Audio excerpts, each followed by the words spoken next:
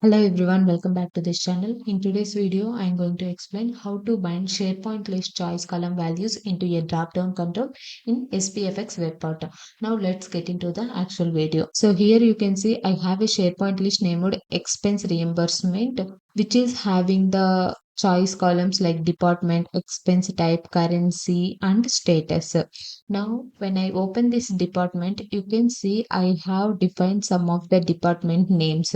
Now we need to get these department names and bind it in a drop down control in the SPFX web part. So here I opened this web part local in Workbench locally. So here you can see in this drop down control, I have these department names which I have defined here. So these things I am not taking, I am not hard coding.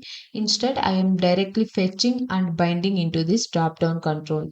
So why this scenario is important? For example, if we hard coded this one in after some time, if we came here and anyone updated this department name, it should not auto update in this drop down control. So in those cases, if we bind that SharePoint list choice column values directly into drop down control, whatever we update here that will reflect in this drop down control. In those scenarios, binding the choice column values into drop down control will plays a major role.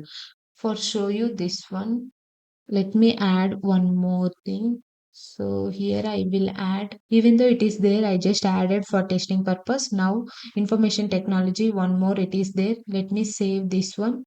Open this web part and let me refresh it once so that values will be displayed over here. Now preview this one, and when I click on this one, you can see that information technology which I added, it is reflected here.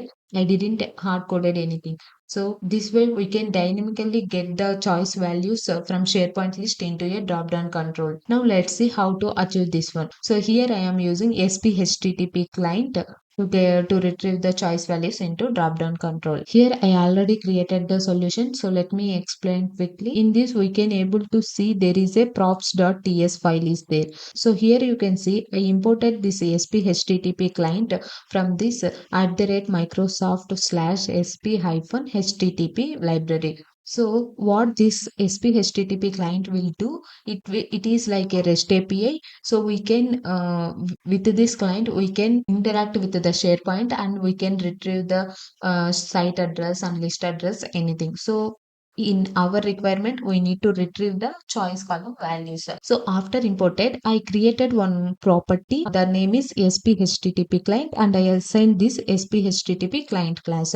So why I have created this property, because this is one react component. So once we created one property, that property we can call it anywhere. So if we haven't created this one, wherever we are calling the actual code, so in the .tsx file you can see I am making the API. So in that cases, I am simply using the SPHttp client. Here you can see this props.SPHttp client.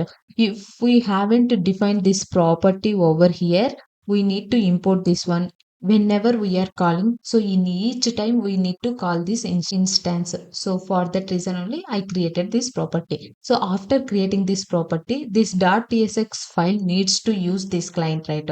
So what we need to do is open this .ts file which is outside of the component, you can see here.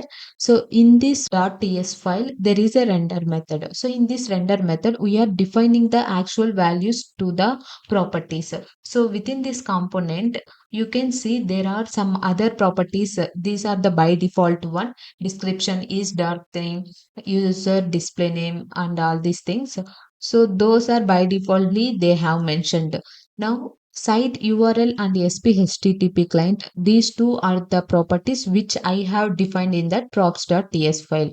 So, for this site URL, to get the site URL, we can directly get from this dot context dot page context dot web dot absolute URL. So, this one will return the current site URL. So, that URL I am storing in this site URL property. And then this SPHttp client is there, right? For that, we are taking that client from this dot context. Now, this render method we are using for the React. So, whatever the properties we are defined over here in this .tsx file with this dot properties, we can retrieve those properties names. Now, come to this one. So, here you can see I have imported this SPHttp client and SPHttp client response from this library. So, after importing this one, I created one interface for the state. So in this you can see I have defined two states. So one is choices and the another one is the selected value. So these choices I taken as an array of the strings. So why I created this state is to store the choice values from the SharePoint list. And then this is the selected value. Why I created this one is to display the selected department name. For example, let me come here. I will choose the IT. So here you can see you selected IT. It is displaying like this, right? If I choose marketing, then marketing is displaying. So for that reason, I have added this selected value state. So it will store which department you have selected in that drop down control. So after creating this state, we need to add that into this class. Otherwise, within this class, we can't use these states. So I added that drop down list from the SP state, and then in the constructor method I initialized these two values. So this dot state I initialized choices as an empty array and selected value is the empty string. And then in the compound did mount method you can see this is a life cycle life cycle method. So when it will work is whenever the web party is loaded, so this method will be called. So in that time, if we want to fetch anything, we can place that code into this compound did mount method. So I have added, I'm calling this get choice field values method. Within this method only, we are calling the SharePoint list, and from that we are fetching the choice field values. So I defined some of the variables like list name, field internal name, and endpoint. So for this list name, it is the type is a string. We have defined the SharePoint list name. And the same for the field internal name, I added the department which is the internal name. So please provide the internal name, not the display name of that field. Then I created one variable named endpoint. In this endpoint, we are writing that URL. So here you can see this dot props dot site URL. Whatever I have defined over here, that site URL we are using here. After the site URL, we are passing that underscore API and then web. So this web retrieve all the details of that current SharePoint site, whichever the URL we have provided here, and then the list. So the list will retrieve all the list from the site URL we have provided. In that list, we need to retrieve this list name only, right? This expense reimbursement. So get by within this get by title function, I added this list name, and then within this list we need to retrieve all the fields. So I mentioned the fields, and then I added it. These fields will retrieve all the fields present in the SharePoint list. So again, we need to retrieve only this department field. So we added this get by internal name or title method. Within that, we are passing that variable which we are storing our field internal name. And then this is a choice column, right? From that, we only need to retrieve the choices. So in this select, we are passing these choices. Here we just defined the endpoint, but we haven't called it. So this is the code which is calling the SharePoint site. So for that reason, we are first taking this .props.asp client. For this client, we are adding get method. So in this get method, we are passing this endpoint, and we need to pass the configuration. So right now for this SPHttp client, we are following the configuration version v1. So I have provided this one. It will return one promise.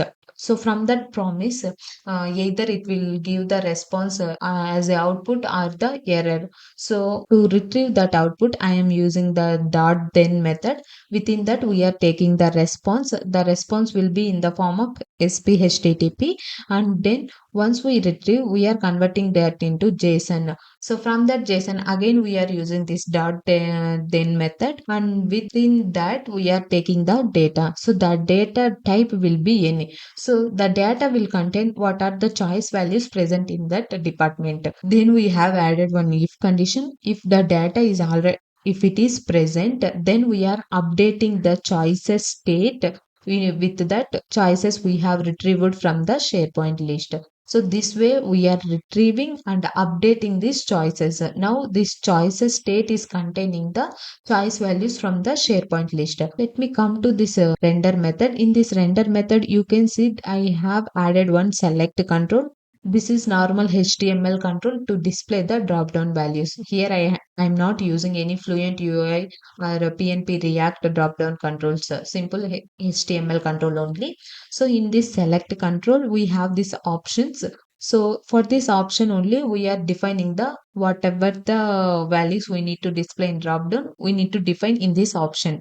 So in this option, first I have defined select a department, and then this dot state dot choices, which containing the choice values. For that, I am adding this dot map method. So why I am adding, it is containing the array of the strings, right? So we need to iterate over each string, and we need to display those strings in the drop down. So those strings are nothing but the department names. So this map method is taking that name and adding the index. So the indexes are like 0, 1, 2. How many strings are there, that many numbers it will add. So for the option key, we are providing this index and the value is a choice. And in the option, we need to display the department names, right? So I am providing this choice. So this is containing the department names like IT, HR, sales, marketing, etc. So this way we are displaying this one. And in down you can see I am displaying this dot state dot selected value. In case this value it is there, you selected this dot state dot selected value. So where we are getting this one exactly is in the value of this select control, we are passing this dot selected value. So this will contain whichever the item, whichever the option you are selected in the drop down control. So this state will hold that value in the on change. So if you changed, like if you selected another department name, that time we are calling this on drop down change method. So in that, what we are doing is we are taking that value and we are updating this selected value state with the value we selected. So this way, whatever the department you are selected, that department value will be displayed over here. I hope you understand how to retrieve the SharePoint list choice column values into a drop-down control using this SPHttp client. Thank you for watching this video, and don't forget to subscribe our channel.